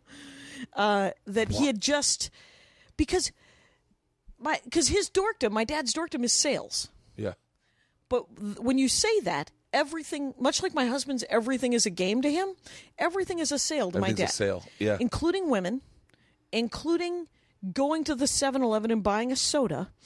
Absolutely everything. You can't turn it off. Everything's a joke to me. Everything is a joke to me, and he cannot turn it off. So we are at Leon's getting frozen custard in Milwaukee. They are $1.50 each. Yeah. My father's like, well, what do you want for this? And the kid working the window is like, they're $1.50 each. And he said, well, you don't have like a senior discount or, I got $5 right here for the 3 of us. Is that something? And is that something? No, it isn't something, Dad. Find another dollar. I'm going to use that. I swear to God, I'm going to steal that and use that in life when I'm at a bar. I got $5 for the 3 of us. Is that something? Is that something? It's such a great line. Is that something? My father is chock full of great lines. Is that something? He has made of great lines. That's so fucking brilliant. Is that something? Oh, is that something? Oh, that's so fucking great. Yeah. Well, so on the pod, he's telling me about how he met my stepmother, and him and my mother are separated, and he's like, so he's like, so I met Nancy. I'm at the bar, and it's 19 whatever, and I'm like, and so there's this pause, and I go, Dad, I don't like the math, and I'm genuinely angry, and I go, I don't like the math on that, Dad. I don't like the math on you with Nancy. And he goes, well, that's the math. It's not my fault. Yes, it is. It's specifically, you're the two people involved in that fucking story. Yeah. You're the one who's all still with my mother hitting on Nancy Kashian. And so... Shut up. So the math was... The math was he was still with my mother hitting. And then he goes, well, that's not my fault. That's the math. You should have seen me in the 60s with Yvonne. And I was like, Dad, I don't want to see you in the 60s with Yvonne. You are familiar with the fact that I am your daughter. So your mom had 6 kids. Yes. And then she died, and then she is, and I met her at the end, right? What's fascinating about you, Jackie, is that there is still so much of you. You are the most open, like sweetest, liberal, but there's still a part of you that is old school. Like there's still a hint of old school in you. It's like a cocktail, and you're like, is that a lemon rind? And you're like, you could taste it, and you're like, yeah, you never miss it. Yeah. But like, there's part of you that's so open, so honest, so like available, and then there's also a part of you that's like 1970s Milwaukee. Oh yeah, like or not Milwaukee, but 1970s so. Wisconsin. Very much. It makes such a beautiful person, because you are this person that. Things like the hashtag yes all women really fucking matter to you. Yeah. And but then there's still a part of you that's like, and so my mom died, so like, and you're like, barrel through, come, grin and bear it, black coffee, walk it off. Well, and that's I tried for about a year and a half to do this thing about grief, because my stepmother passed away 3 years ago, and it was very sad, and also very funny, because this disaster. Okay, so she dies July 25th. 3 years ago. So, I don't know. You'll remember it when I tell the story. So she dies. I go, and it was unexpected. I had lunch with her 2 weeks earlier. Luckily, my husband and I went back and had lunch, and she was sick. She was, always had sort of hard health, but it was unexpected that she passed away, and so it was very sad. And then, so I go home for the funeral. I come back to L.A. I walk into Bar Lubitz. There's a bunch of comics, and like alty comics, and one of them I know pretty well, and he's like, how's it going? And I was like, oh, my mom. And my stepmom raised me from when I was 8 till now. Yeah. So she is my mother. I will put her crazy against anybody's biological mother, because I hated her and loved her as much as you love your own mother. Yeah. So, because she was my mom. And so I was like, oh, my mom died. And I was just at the funeral, and he goes, oh, I'm so sorry. One of the other comics, a very young, very, very funny young man, said, oh, was she at that Batman movie in Aurora? 4 days after both events. So inappropriate from absolutely every goddamn angle, and I couldn't stop laughing. And I was like, Batman? Hey, Captain Asperger's. No, she was not at the Batman movie in Aurora, Colorado, where she was gunned down, you weirdo. I want to know who it was. Hampton Yount. And like, really? It's so funny. And the thing is it was so inappropriate. I laughed because Nancy Kashian would have laughed. Yeah. Because she loved stand-up comedy. I get my timing, and I get a lot of things from my dad, but I get my sense of humor from Nancy Kashian, who was smart and dark and hilarious.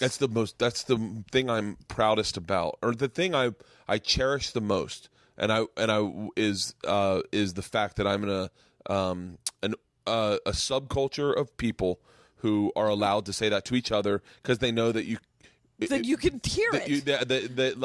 That our peers are the funniest people in the world, right? And we get privileged enough to hear. I half burst into tears and half laughed in his face. Yeah. And I literally said, Captain Asperger's, that isn't great. What so you lost your mom at 7. What memories do you have of your mom? Well, my mom was literally, my mom was 16 when she got pregnant with my oldest brother, and she was 26 when she had me. So she had 6 children under the age of 10, and my father is a salesman on purpose so that he does not have to be there. So what he did was he brought home a lot of money, and he gave it all to her, and then he was like, and I'm out. Raise these kids, I got to go. And so 6 kids. 6 kids. In That is so many children. That is so At many 26 years old, she's still a young woman. Yes. That's the thing that's lost. By the way, lost all of her teeth by the time she was 30. How, you say? How? Because she drank like a fish. She was the biggest alcoholic in the... I genuinely picture her right now in heaven with a cigarette and a beer going, oh, good, you didn't need me. It worked out. Oh, that's great. I picture her totally in heaven. A heaven where there are no 6 children under the age of 10. And I loved her, but she was a disaster. Really? And I don't blame her for being a disaster because how...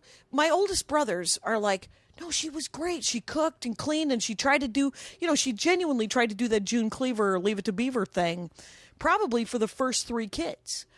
And then exhaustion. And she just and when my dad left in like 69, and I was 4. And he moved out of town, and he didn't give her any child support because she just blew it on booze. So he gave it to my grandmother, his mother, and all of my older siblings would go and eat over at her house. But there was no food in our house. Like I remember my second oldest brother, he would feed me. My oldest brother was 14 and 15 and getting laid and was the hottest guy in the world. My second oldest brother is an old woman, and I love him dearly, and he will cry at the drop of a hat. He is very emo, but he is also he's one of the nicest, most sincere dudes in the world. And when he was 10 and 11, he would cook for me. Really? And we were like the Lord of the Flies, right? I mean, there was a lot of infighting. I can't imagine 6 kids, dad's gone, mom's drinking, in Wisconsin, raising themselves in the tiny factory town. Just the dumbest. There's part of it, and I can't help but think it this way, and I don't know if but part of it's very romantic. Well, we've kind of romanticized it to some extent where you're just like, I was 5 years old hitchhiking. You're the Curtis family. Yeah. Ponyboy Curtis, Soda Pop Curtis, and Dairy Curtis. Yeah, well, and Phil and Terry did their Soda Pop and Ponyboy best. I mean, Terry would play pool and bring money home to pay for rent. We lived in a 2.5 bedroom apartment, the 6 of us, with my mom. So my 2 brothers were in one room. My mom was in one room. My brother Phil was in the pantry that had been turned into a bedroom. Darla and I shared a bed, and I wet the bed until I was 8. And she still, to this day, sleeps on the edge of the... Nancy Kashian cured me of the wetting of the bed. She was like, every day you don't wet the bed, you get a star. You make it 30 days, I get you a toy. And and it worked. Like it took 1 month. And plus, really? Nancy Kate, Phil tells the story. He said, Mom died, and the next day Dad was back, and there was food in the kitchen. And he said, we were sad about Mom, but there was food in the kitchen. So essentially, we dried our tears with peanut butter and jelly sandwiches. So it was, And how did your mom die? She drove off a cliff? Her and her boyfriend were on a motorcycle, and they were drunk, and they'd flipped off an overpass and got run over by cars. The worst. Fucker. He lived. Harold lived. And I used to do a joke that nobody thought was funny except for 3 people, which was it was a Harley Davidson, so we were proud. Because it's Milwaukee. Yeah. Could you imagine the neighbors if it had been a Kawasaki? Anyway. Tell me more about this boyfriend. Poor Harold. Harold, I think, was just devastated, but he just, because he lived. We met him when he was a kid. Phil used to talk about he was a good guy. Like, he wanted Mom to marry Harold because Harold had a job at BE. He had a factory job, and he was a good guy. Because, Harleys are expensive. Yeah. But my mom, she genuinely was drunk all the time. And there was nothing. By the time I met her, she was just a disaster of a human being. And I feel bad for her. Do you think she drank during your pregnancy? Oh, totally. My grandmother would tell me. My grandmother hated her. She thought that my mom had ruined my father's life. All by herself. It was weird. God. She was the only one who talked about her. Those people don't exist anymore who will talk like that. Like, my grandmother passed. My grandmother was not happy that I was getting married to my wife and was vocal about it. Oh, those charming. people don't exist. I don't know if they exist anymore, but she was like, well, no, she's a lowland Scot. She's from Oh, your my grandmother was about my wife. Is that Camp? We're from Georgia, from a small town in Georgia, at the foothills of Appalachia. It's just a lowland Scot. We can't marry those. Wow. And I was like, my dad, no one told me. Because I loved my grandmother to death. And then my dad finally said, what my mom said, my mom brought it up, is that she would. My wife was very adamant about keeping my grandmother in the loop of my daughter, so she'd call her like not maybe once a week, but maybe more than that, maybe twice a week. Call her and let her talk to the girls, and she really included her in my daughter's lives, and up until when she passed. And so my grandmother loved my Ended wife. up loving your and wife my mom was like, most. "That's fucking. I've liked Leanne since day one." Oh. Like that. She just started liking her. She just started. She was my friend first. Yeah, exactly. And what's funny is that my sister is gay and has always been gay and is very gay and doesn't care. And my whole family is very much like that, where we're just like, yeah, this is what I do. If you don't like it, you should probably not like me. I gotta go. But my sister, I got one speed. That's so fascinating because I say that to people. I go. one speed because that's awesome. No, I go like, what was I saying? I just said it today. Someone had a fucking note to me. They wanted to like say something that I had said that had hurt their feelings, and I've said very candidly, hey, listen, unless you fuck me or pay me, I don't really care what you have to say. Yeah, like you got to be one of those two people. You either pay me or fuck me, and I'll listen to you. I'll try to change. But other than that, you're not in my swing zone. Like yeah. You're out of my radius, honey.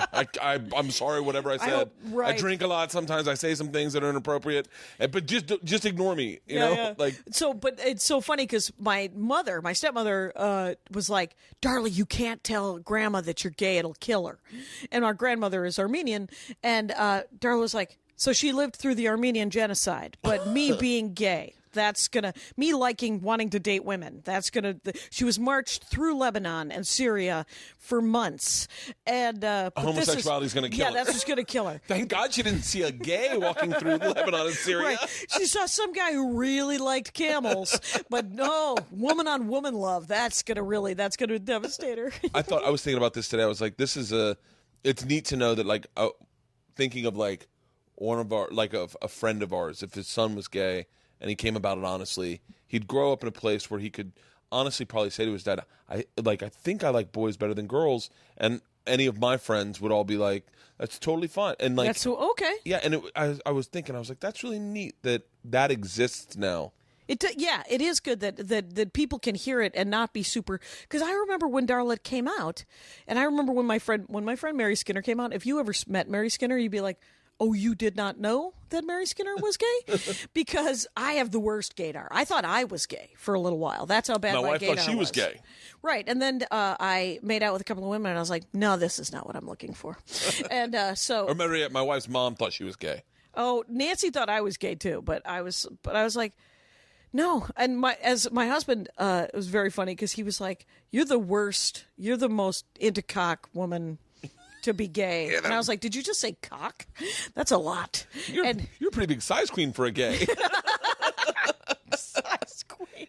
Yeah, my husband's family, his entire family is from Mississippi, like both sides of his family. But he was raised in like some weird little Oroville, California. He was raised in a little gold town outside of the Bay Area. Everyone thinks Mississippi's so different and so like such a different place. But you go there, it's just very similar to North Florida, Alabama, Georgia. It's not even. You can't even. They get cable, you guys. Yep. It's all working out. The public school system is terrible. But I will say this because I'm doing this thing about how I love guns, but I don't know anything about them. I love guns and I know nothing. Right, which should terrify. And every time I was like, they make a big noise and they're ripping the paper. And my in-laws, just steam comes out of there. And because the public school system may suck in Mississippi, but gun safety, everyone knows they got common sense down as far as guns and stuff. If they shoot you, they meant to. In Wisconsin, people are constantly accidentally shooting each other. If they shoot you, they meant to. And in I'm going to say Mississippi, and I don't know if just in the South, if they shoot you, they're going to kill you also. Like that is the other thing. My wife has a gun, and she says she has. Andy has no interest. His dad was lived in Arkansas until he passed away about 3 years ago as well. But he had all these guns, and his wife, his current wife, his widow, was like, Andy, do you want any of these guns? And Andy's like, well, I don't need them. I'm good. And I'd have been like, yes, fucking all of them. Well, because the thing is I he gave me a bow and Andy gave me. I'm doing this bit now, and this is how I talk. I talk about comedy. He gave me what I call a Hunger Games kit for Christmas. The greatest gift in the world. I got moccasins, which I've never had, but I've always wanted. Yeah. I got a bow and arrow, a real bow and arrow with a quiver that was a prop from Xena. Are you serious? Yeah, it was awesome. So it's a real quiver. It's a real quiver. If it's a prop from Xena, it's a real quiver. It's a leather quiver, and it's got arrows in it, and it's a real bow. And then my mother-in-law gave me a knife. So I got a Hunger Games kit, and I put it all on right when I got it, and I was heading out the door, bow in hand. And Andy says to me, "Where are you going?" And I said, "Errands." And he was like, "No. Please no." And it was a reveal of why people want to openly carry the damn guns, and it's because it's cool. It's super cool. Fun as fuck. And Andy goes, "Only cool to you, making everyone else uncomfortable." And it's a huge reveal. Hey, gun owners, you're safe at the Denny's. We don't need our weapons at the Denny's. And I have 3 friends who collect swords who totally want to wear their swords out, but even gun people would make fun of them. Oh, I did. Two of my buddies are like gun carrying guys. Yeah. Conceal and carry? Think about a Derringer on your forearm. Oh, I don't have a gun. Oh, wait a minute. Yes, I do. Bang! Fucking, I would love to be. I get it. I totally get it. My buddy Cowhead, like, comes into Ybor.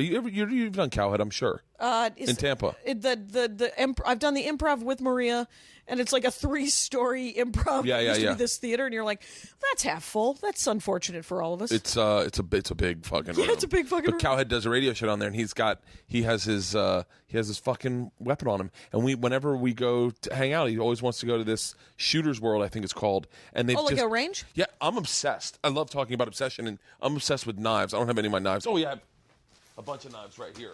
A bag full of knives. I have a bag full of knives. Bag full of cool knives, you guys. These are I'm obsessed with knives, so I have like knives everywhere. Let me see the bag.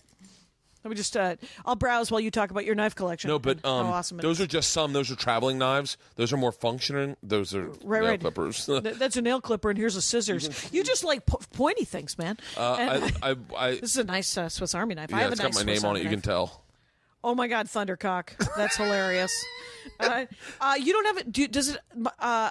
I've gotten so many of these confiscated by TSA. I had sad. a beautiful one. One of my favorite knife companies is Spyderco. Yeah? And it's a great knife company. It's a nice Swiss Army knife. Great Swiss Army knives are underrated. I bought them for me, my wife, and my daughters, and got our names engraved in them. Neat. And when I was in Switzerland. But Spyderco makes a great knife. That's just a Leatherman. For me, it's like sitting in the hotel room on a Sunday, Playing mumbly and peg? just like cleaning my toenails. I want a knife for that. Oh, do you? But like these Spydercos, and so I was in Africa. And I had a really great Were you knife. in Africa?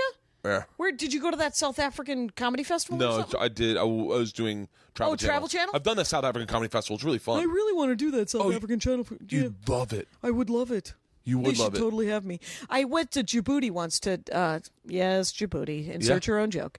But I went to perform for the troops in northern Africa, which is still super cool. I was like, I've been to Africa, but I would love to go to anywhere in Africa because of how big Africa is. Tanzania, Zanzibar, South Africa, Durban, Joburg. It's just nice to meet people with T-shirts on of the team that didn't win from the the Super Bowl. Yeah. Who doesn't want to see that guy? National champions. The Packers won again, Wait, I didn't know they won that year. and they didn't. So sad. But I genuinely love traveling to weirdo places because places that you don't get to travel to. That like Andy got offered to judge a video game contest in Iran. And he had to turn it down because he had other work. But he was like, well, should I even go? And I was like, when was the next time you were thinking about getting a free trip to Iran? Yeah. Iran? No. I say Iran. Iran. Like it's 1980. Right, yeah. Like the Shah's still in charge. All I remember is that song, Bomb, Bomb, Bomb, Bomb, Bomb, Iran. Oh, bomb, yeah? bomb, bomb, That's bomb, just bomb, comedy Iran. gold, you guys. Yep. Keep writing. Q105. Guy Shannon and Cleveland Wheeler. And the weasel. Anyway, whatever the zoo animal I'm going to go through my subtle obsessions, okay? Do it. Because you got to come on the Dork Forest. I would love to.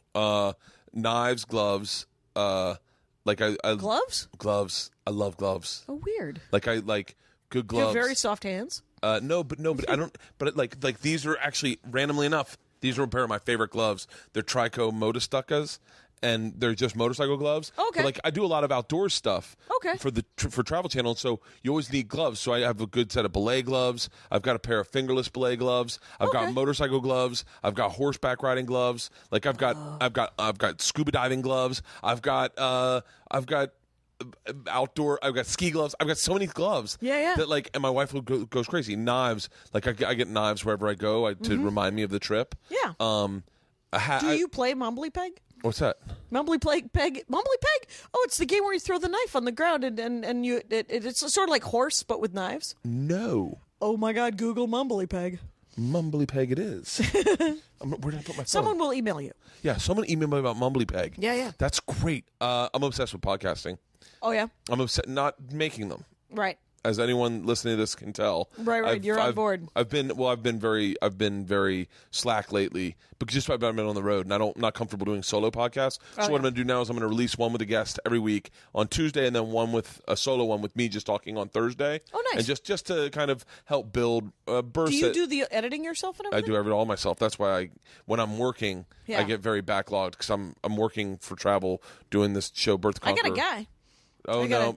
I'm very like I said. I asked you that question. Bit of a control freak, and I go very big control freak, and I go, hey, if you don't want me to put this in, I'll take it out. Yeah. So I look at it.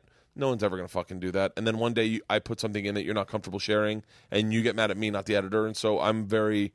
Well, here's what I do, because I've been doing it 9 years this month. The pod, and then I take notes with time code, and because I do while you're doing it.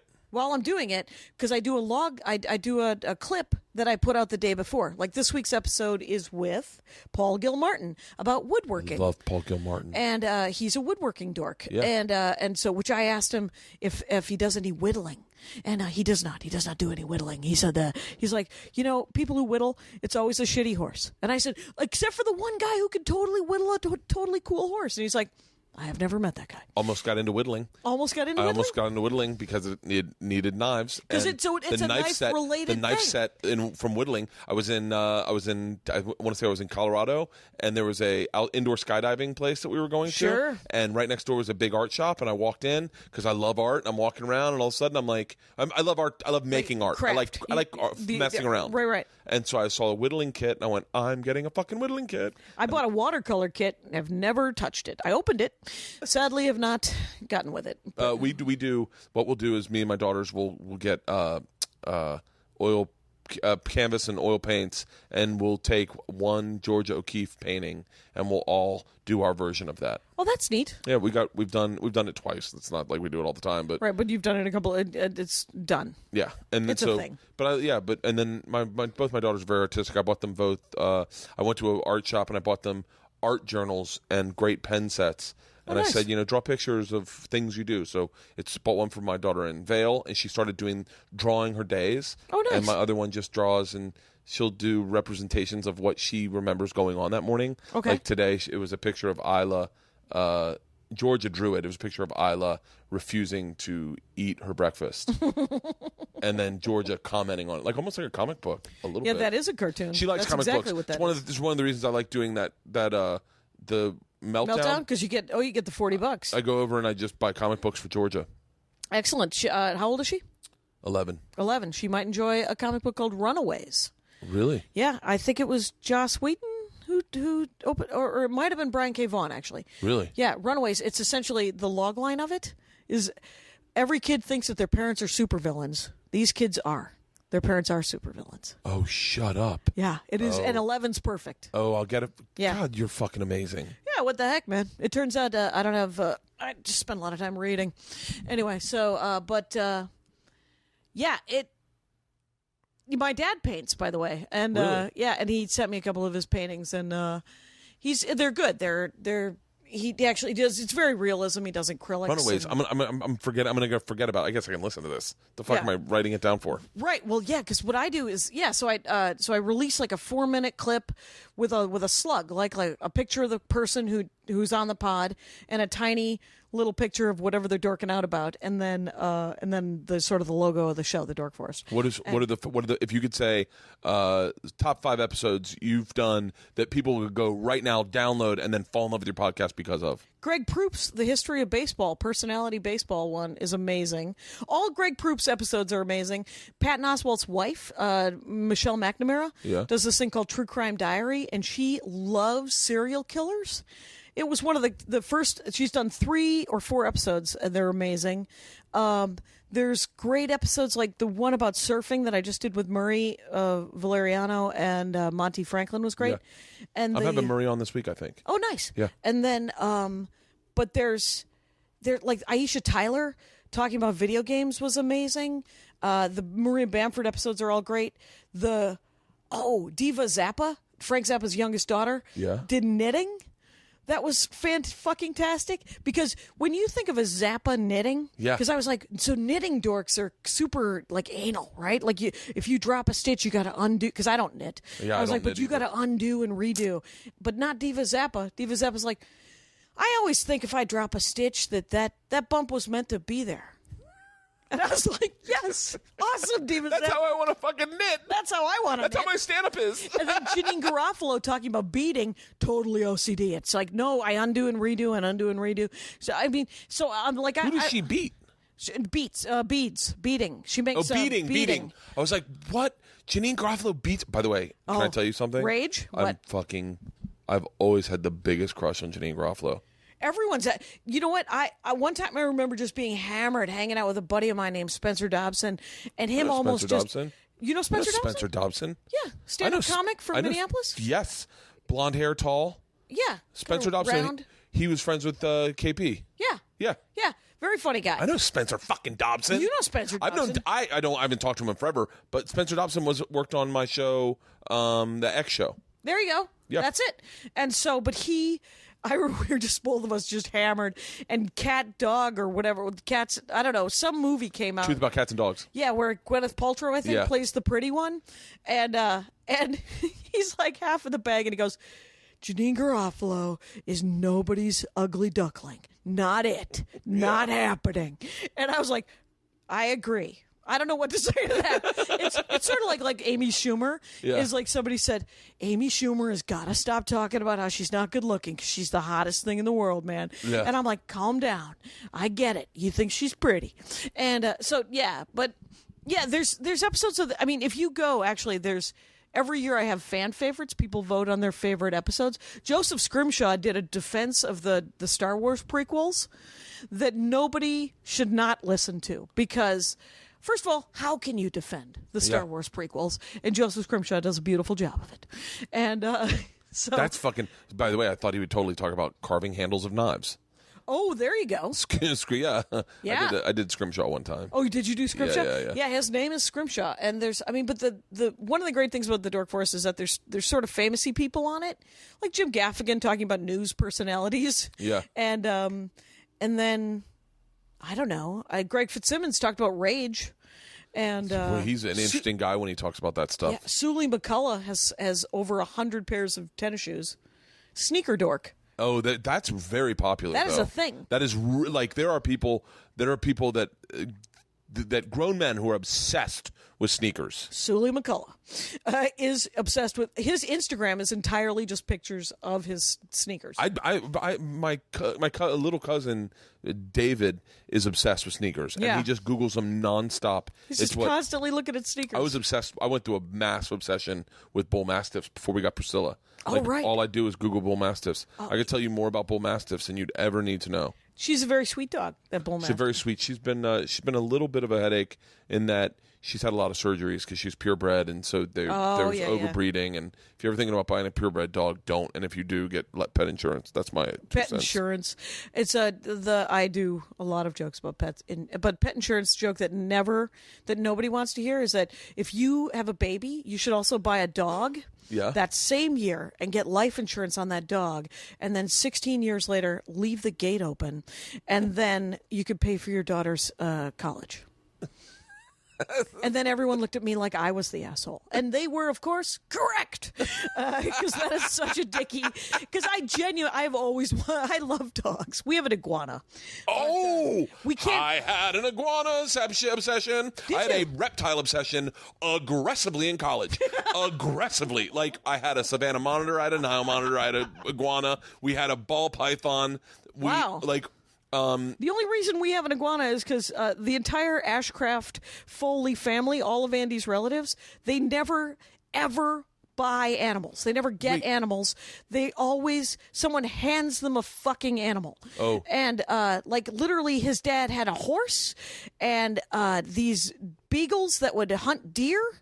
And he trained bird dogs, so he didn't train beagles. He trained bird dogs, and so he had bird dogs, like English, whatever.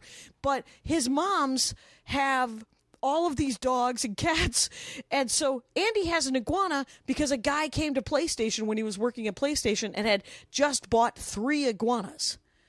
Iguanas grow to be almost 4 They're fucking feet. massive. Yeah. I never got the real fun out of mine. It never got big. His name was Wilbury. Oh, did he die? And I think, no, he did die. Yeah. It's a very hilarious story. Well, which is awesome. It's hard to keep them alive. I'm going to find that clip if I have it. I'm going to find that clip and post it of me talking about the time I tried to cremate my iguana. Aw. Because he died, and I thought it would be more tasteful to cremate him, and it just turned into a fucking nightmare. Did you try to cremate him yourself? I'm not even going to try to tell it because I'll start laughing hysterically. But yeah, iguanas, monitors, and snakes. And there was when we would ride back to Tallahassee, there used to be this big reptile farm, and on our way, you had to take a little bit of a detour, and I'd stop there every time, and I'd spend at least an hour just looking at reptiles and usually picking one up. But what are you looking for? Your iguana? Yeah, the iguana. Can I tell you what I really want to do? I want to have like an animal kingdom back here. What I'd like to do is live. Did you ever do Wilmington? What's that? The Dead Crow. The Dead Crow Comedy Club in Wilmington, North Carolina. Great iguana. And it's a great iguana. Yeah, Tiberius Gracchus. He's named after a Roman general named Tiberius Gracchus. What a great name, Tiberius Gracchus. Yeah, and Andy got him, and he was little, and then but now he's 21 years old, and they live to be about 30. Though 5 years ago, Andy said they lived to be about 25. So as we go along, just keep going and going and going. I don't know if you know this, iguanas live to be about 40. And, he will, and I.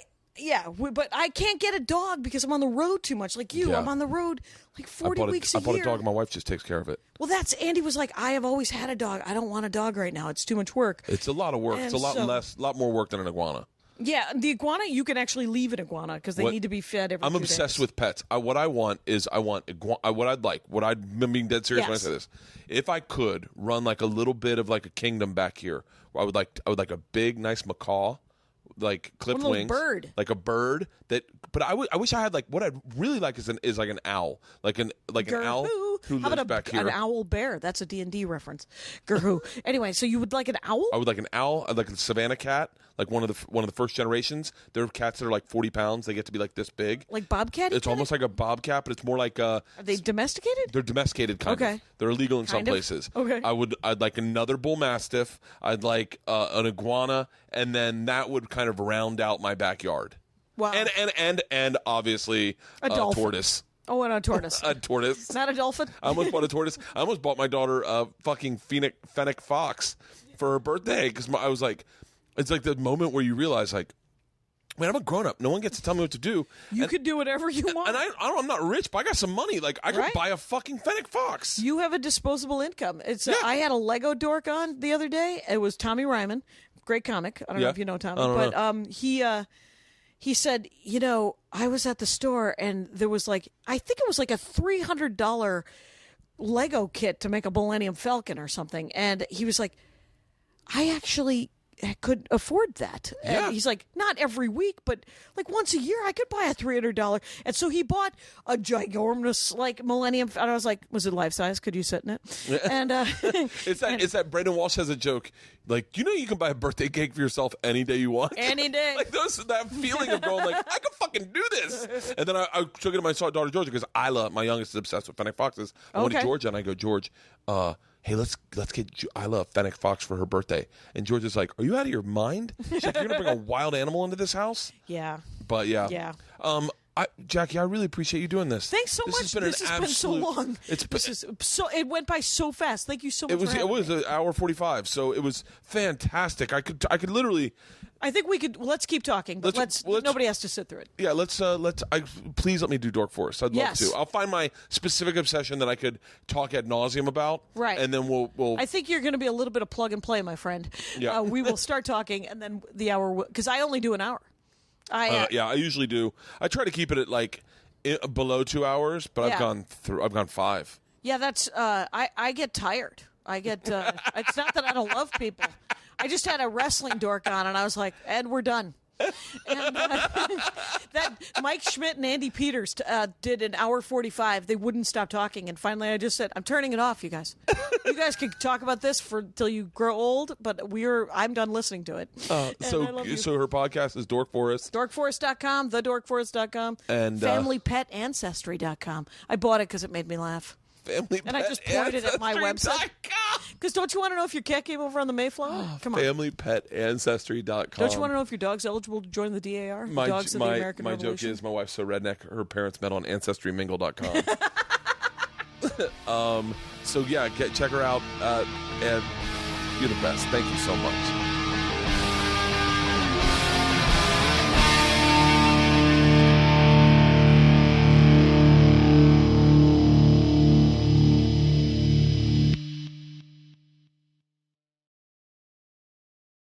This episode was brought to you by The Machine.